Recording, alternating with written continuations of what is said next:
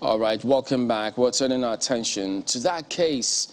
Yeah, not the first, I'm sure, that lots of focus on this matter. And as you may have seen, that Dr. Ayodele Oni joins us this morning to shed some light on that particular case. Good morning. Thank you for coming on today on the program. Good morning. But Dr. Ni is a partner in the Energy Practice Group of Bloomfield LP, and then you're also a commercial lawyer with expertise in energy law and policy. Now, this happens to be your forte. There's been lots of tongue wagging about this case. Understandably, you know why Nigeria is emotional about it. Say, why in the world will this go against us? Haven't looked at the precedents, the grounds upon Nigeria's appeal on this matter. They thought, but wait a minute, we should have a case here. But you've seen all of this. How did it come across to you? Well, I felt it was a reasonably fair decision. Remember, commerce, trade, banking should not be caged. You need to, the concept is a concept of what's reasonable, reasonableness. So were there reasonable grounds to suspect fraud? Maybe we couldn't prove. It's usually on the preponderance of evidence. Maybe we couldn't show sufficient evidence that it was that way, that there was reasonable grounds for JP Morgan to suspect that funds were going to be dissipated or there was fraud. Of course, you've got the chance to appeal. I think it would be with the leave of the court. You can't appeal. I think it's a 21-day period where we have the right to seek the leave of court to appeal. I'm not sure appeal is of right. Under the law, you've got two types of Talk us through Nigeria's grounds for this particular matter. The grounds that we cited, because we thought we had a case.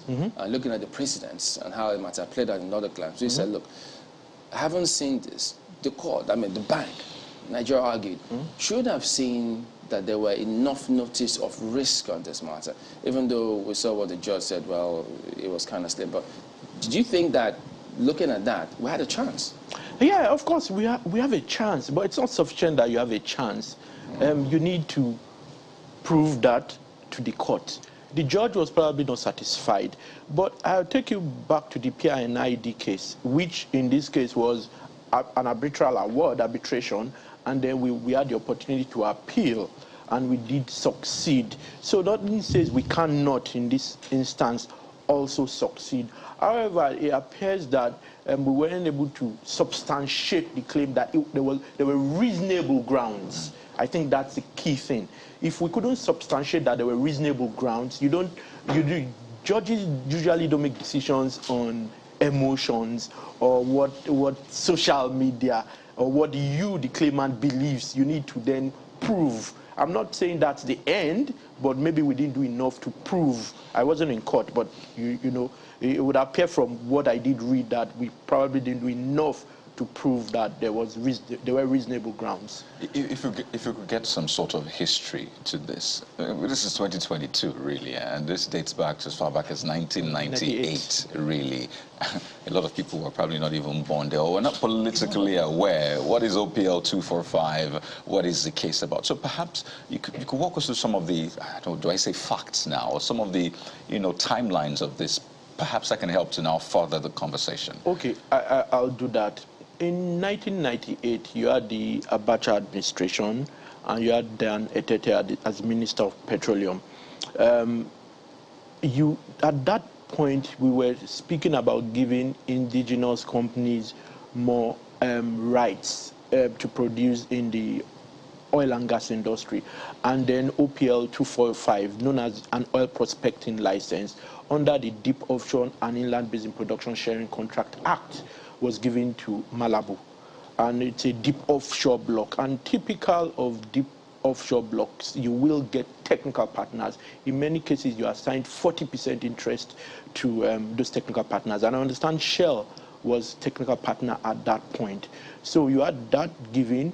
Around 2001, you then had democracy in 1999, where you had Obasanjo, and it was revoked.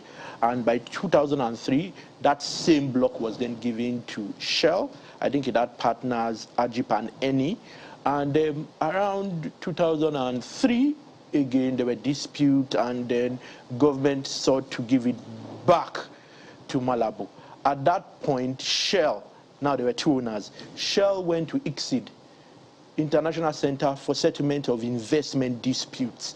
And at that point, Shell went around 2002, 2005, 2006.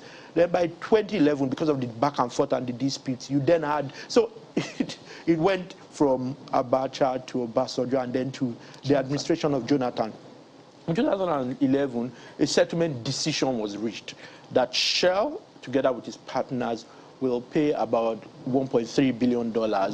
And some of those sums will then be paid to Malabu to settle Malabu. And then Shell and its partners could take over completely the asset. Remember that the Shell was already technical partner under that block because it was a production sharing contract. The way production sharing contracts work is that you'd either have the NNPC or an indigenous company own the asset, but you then have a contractor, capital C, not your typical contractor, come to work the asset. Because remember at that time, deep offshore was a frontier. It was relatively new. We didn't have the technology. So even though indigenous companies owned those assets, they didn't have the capacity to work the assets. So they had to get international. Go and check all of the PSCs. You see that they were mostly, at least in the beginning, international oil companies who were the contractors. PSC so the contractors, PSCs, the production sharing contracts. They will work the assets, and if oil was found, they will share. They were entitled to share in that oil. That's why it's a production. What you produce, sharing, you share. And a contract. Right. So that's the history. So under that settlement agreement in 2011, payments were made, and that's where the problem is. A depository account was opened with JP Morgan, and funds were moved shortly after. Yes. Could you also, talk about the Milan trials to the Malabu oil scandal as it relates to this, so that we have a more comprehensive outlook to it? Yes. Okay. So the Milan trial was in Italy, and at that time, you had experts, you even had Dr. Ayoade of Unilag come to give testimony as to illegality of the process. But during the military, it was difficult to debate illegality because you also had people who were giving assets on the whim, not based on laws. You had discretionary awards. So during that process, at the end, the court held that Eni in particular and its partners were not liable for any wrongdoing. We lost all the we lost. Yeah, we lost in Washington. We lost in Milan. We've continued to lose, and then we faced the bank and then lost. But that's not to say we cannot appeal successfully, particularly the one against JP Morgan. Okay, so let's talk about the costs now. I know that we're looking at over $1 billion, and that's big money, especially now as a nation. I know what we can do with over 20% of what was appropriated for paying debts this year, over 3 trillion. Yeah. So you know how important over $1 billion is. Yes. Let's talk about the cost, really, because there was a talk about certain $20 million for OPL 245, maybe $2 million was paid. Then eventually it skyrocketed, and now it's been said that property that was not paid for essentially is trying to be. Just explain that part, because it's a tricky one. Yes, I would explain. So initially the asset was supposed to be bought for $20 million, if I recall, but only $2 million was paid by Malabu. So at the time in 2003, when the asset was now going to be given to Shell, Shell bought it for $201 million. You're speaking of an asset that we believe should have about 9 billion barrels. What some people have said is probably worth $500 billion. You can imagine going for just 200 million. So I think that's part of the challenge with the government. This asset is worth so much, and we're getting so very little, including signature bonus. I think the signature bonus at the end of the day was $201 million. Yeah, so it's a far cry from the value of the asset. That's where the challenge also is. Could you tell us what is the key thing here? Because Washington, Italy, now this. We lost all these cases. What do you think is missing here? What are we getting wrong? Well, I can't say for certain, but I think it may also be the representation. I'm not casting aspersions, but it may also be the representation. If you have someone who is not an expert fighting your case, he may be a good litigator, but if you do not have experts in that sector supporting you, it's not sufficient for you to have a good case. But even with one, two, okay. But sorry, but even with the possibility of lack of expertise, the judge in his ruling acknowledged the risk of money laundering in the transfers, and in fact said that JP Morgan could have done things differently. So instead of ruling in favor of the defendants now, could the judge have called for further investigation, because it appears as if the verdict is self-contradicting? Okay, you know, judges usually don't jump into the arena. It's on the preponderance of evidence. If you do not provide sufficient evidence, the judge might have his own personal views, but he wouldn't make decisions usually on his own personal views. Those may have formed some of these views. That's why when you have judgment, you'd have the ratio decidendi, the reasoning behind the judgment. And the reasoning will be from your facts and the analysis, which is a different thing from what you feel personally. It's just like a judge who's been raped before and you bring a rape case. That female may have, particularly when it's female, that female judge may have her own views. But if on the preponderance of evidence and what the Evidence Act does say, you do not provide sufficient proof, that's it. What was the second point you were going to make? I think I've forgotten that point now. Okay, because you had built on the first one, whether or not you have a good case, your representation will be key. Okay, your representation will be key, and at times, time lag. Some of that evidence may have been lost, some of the memory, some of it may have been forgotten, someone may have made a mistake, you may have changed representation, and then you lose some of. Because in this particular one, JP Morgan argued that the previous government didn't see anything wrong with it. Then this government comes in and sees something wrong. So could it be that they saw a gaping hole there and then they're latching onto it? Because ordinarily, that shouldn't matter, should it? Oh, no, ordinarily, that shouldn't matter. That's another thing around technicalities at times. If you've got smart lawyers, you may shout and argue. Someone brings a very important technical point and knocks out everything else you've said. So government is a continuum. Personnel changes, but government is a continuum. So you then may begin to debate if these guys found nothing wrong in it, what then changed? Could it be political? Could it have a political correlation? I'm not saying that's what it is. Right. That's what they insinuate. Yes, but you could insinuate political correlation. And because remember that there's something called judicial notice.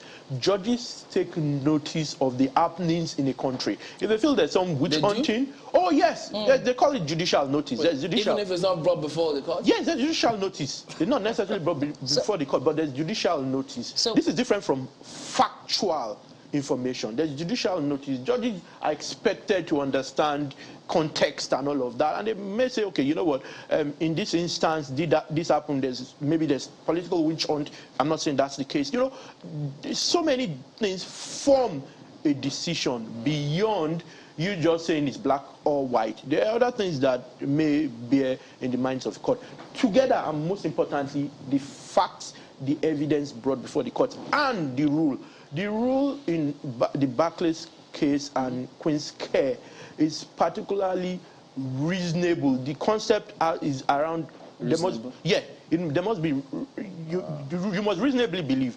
You have you give me they're signatories to an account. They sign that money should be transferred. The first thing I'm not thinking of, the first thing I've been thinking about would probably not be corruption. You understand? If nothing else on the face of the document suggests that. But Dr. Oni, so let's take a look at this Queen's Care duty, because there's money laundering, there's fraud, and then it looks like this case is built around this Queen's Care duty, essentially saying JP Morgan should have, and this Queen's Care duty essentially says a banker must refrain from executing an order if and for so long as the banker is put on inquiry, in the sense that he has reasonable grounds, although not necessarily proof, for believing that the order is an attempt to misappropriate the funds of the company, well, in this case, of the country. So we have a precedence. We've had the Danny Tete case, you know, dragging on for that long. And this essentially happened in 2011. 11 years ago, yes, you talked about time being another issue. But essentially, in fact, if you read through the judgment, there were points that the judge made herself, saying that, well, it was established that this indeed happened in the past, and then you probably had red flags, reasonable doubts, which is why you should have acted differently. So maybe we should have built our case around money laundering and fraud, not the Queen's Care duty, because it looks like that was where this case fell through. The judge is not going to build your case for you. The judge is going to decide based on what you provide and what you ask for, what you seek, because it would be a basis for an appeal if the judge grants you something you did not ask for. 1. 2, remember that the judge speaks directly to what you provide to the judge. If you do not provide anything outside the Queen's Care. 3, remember other decisions have been made that have suggested that any Shell, many of those guys did no wrong. So if you put all of this together, you could decide one way or the other. That's the truth about law. You would always, they may go on appeal, and I suggest government does go on appeal and win, because there are statements from that decision that you can latch on. Such as? Such as some of what he said around the judge suggesting that there could have been cause for money laundering and all of that. But the question then is, if you didn't really bring those up and provide sufficient proof in relation to same. So how do you relate to the fact that when it was, because they said it was even in 2013, that the bank was reasonably put on notice that there could be notice of risk in this matter, and the judge said, well, it was nothing more than slim. And so Foundation. there was just nothing wrong with that. Yeah, so, the thing is, if you rely on there are frivolous situations. That's why when you do certain things, they would ask you if you're a politically exposed person. The fact that you're politically exposed doesn't mean everything you do should be queried. But once it's politics, people always suggest or insinuate that something must be amiss. So otherwise, commerce will come to ground, you ground commerce, you ground banking, you ground all sorts. Imagine that you're doing a deal, and because there is some suggestion that something is going wrong, they hold on to your money, and you can't close your deal, and that's a life-changing deal. The bank can't transfer funds, and you lose that deal. Remember when the telecoms deal, when Globacom couldn't pay International Investment Limited or something. If you remember that time, First Bank, they couldn't transfer funds, and they lost the deal, and they lost the money. That's what kicked out the MD at that time. So, those sorts of scenarios also play. Remember, judges are human beings. Those sort of scenarios. Otherwise, at every whim, you just say, that's the end. Now, I noted that you said that the judge sometimes takes judicial notice of what happens in another country. In this case, now you're referring to Nigeria. But now, this is not necessarily Nigeria. But amid this case, 2 foreign nationals were convicted in Milan, separate from the Malabu oil case. Could this have had any bearing on the case if the judge had taken note of this? Yes, it could have. Now, it could have. Why didn't it have any bearing? That's why you'd have grounds to appeal. Is facts such as those. So it depends on who you speak to. You could always find 2 sides to any story, particularly when you deal with lawyers. So there are, I believe strongly that there are grounds for appeal. I'm not sure how the case was prosecuted and who did that, but I believe there are grounds for appeal. I believe that you can't do that with the leave of the court, and we may just succeed. I can't say for certain. But and also, you talked both ways. You talked about the challenge of the military era and why the case could not be pursued at that time. But afterwards, Nigeria had since progressed to democracy, but it chose to pursue the case outside its legal jurisdiction. Is it one of those things that worked against the case? Okay, interesting point is that when you have such arrangements, you can have escrow accounts, you can have depository accounts, whatever it is, agreements. Those agreements, there's something known as choice of law and jurisdiction and all of that, seat of jurisdiction. I believe that it may be that that agreement stated that any dispute arising from that agreement will be under English law and will be adjudicated upon by English courts. So in that case, you do not have a choice. You can't bring it to Nigeria. You can bring other matters, criminal matters against certain individuals, but with respect to that particular case, because it's a basic principle of contract, parties are bound by the terms of their contract, including governing law. and jurisdiction. So I think what would have happened is that depository agreement or escrow agreement, whatever it was, decision, English law and jurisdiction, seat of jurisdiction must have been in England and English courts. That's why it's that case. So it's not necessarily the case, because you could also debate, and part of the reason is they may have wanted English courts is because they think they may be biased by Nigerian courts. Okay. Well, you know, and you see that at times, you know. You see the irony. The Foreign Act of State Doctrine came up again, and essentially says that you cannot rule or give a judgment when it comes to another sovereign state, even though now, anyway, this judgment is binding on a sovereign state, which is Nigeria. So I don't want to call them contradictions, but quite tricky, really. There's what is known as the waiver of sovereign immunity, generally. In contracts, if you remember, I think it's the Azura case. You'd remember that debate around money and sovereign immunity and all of that. In contracts now, when you do international deals, there'll be clauses for you to waive sovereign immunity. And once you waive your right, you have waived it. So that's what normally knocks off that. So you can waive sovereign immunity. What then happens? Because going through the judgment, you see names like Danny Tete repeated time and again.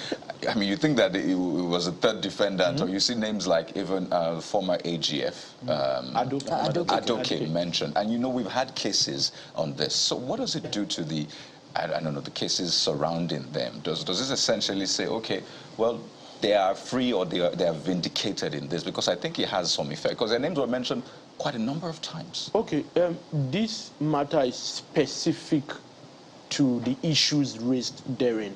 Is with respect to did they legitimately transfer? Should they have transferred those funds?